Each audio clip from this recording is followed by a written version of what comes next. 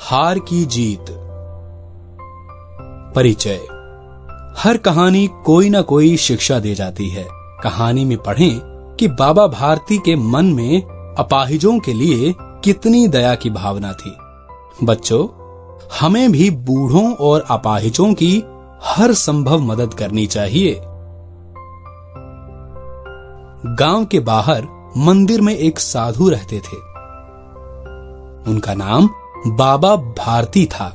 बाबा भारती के पास सुंदर और बढ़िया घोड़ा था।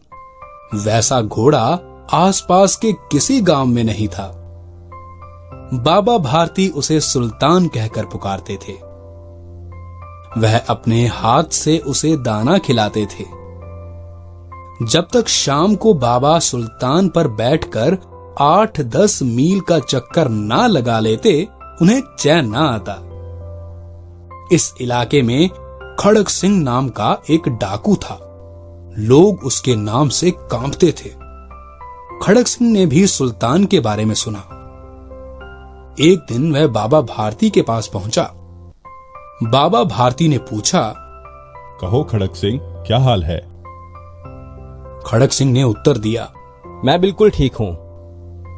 बाबा ने पूछा, कहो मेरे पास कैसे आए? खड़क सिंह ने कहा, आपके घोड़े सुल्तान की बहुत प्रशंसा सुनी थी, इसलिए देखने चला आया। बाबा भारती ने कहा, हाँ, घोड़ा चलने में अच्छा है, देखने में भी बहुत अच्छा है। बाबा भारती खड़क सिंह को अस्तबल में ले गए और उसे घोड़ा दिखाया। खड़क सिंह ने कहा, इतना अच्छा घोड़ा तो मेरे पास होना चाहिए था। बाबा भारती बहुत डर गए। उन्हें ना रात को नींद आती, ना दिन में चैन। वह सारी रात अस्तबल की रखवाली करते। कई महीने बीत गए, लेकिन खड़क सिंह नहीं आया। एक दिन बाबा भारती सुल्तान पर बैठकर घूमने जा रहे थे। अचानक एक तरफ से आवाज आई, बाबा, अपाहिज पर दया करो।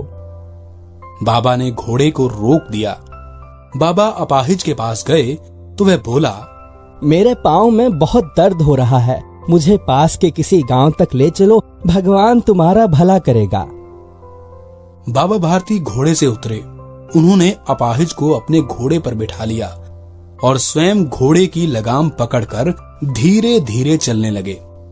अचानक उन्हें झटका लगा और लगाम हाथ से छूट गई। बाबा ने आश्चर्य से देखा, वह अपाहिज नहीं था, खड़क सिंह था। वह घोड़ा दौड़ाते हुए ले जा रहा था। बाबा भारती थोड़ी देर देखते रहे, फिर चिल्लाकर बोले, जरा ठहरो खड़क सिंह, ठहर जाओ। खड़क सिंह ने घोड़ा रोक दिया और बाबा से कहा, बाबा जी, मैं ये घोड़ा अब न दूंगा।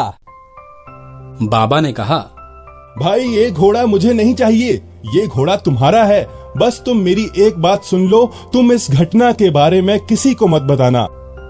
खड़क सिंह की कुछ समझ में नहीं आया। उसने पूछा, बाबा जी, आपको इससे क्या डर है? बाबा भारती ने उत्तर दिया, यदि लोगों को इस घटना के बारे में पता चल गया तो वो किसी गरीब अपाहिज की बात पर विश्वास नहीं करेंगे। बाबा भारती की बात खड़क सिंह के दिल को छू गई।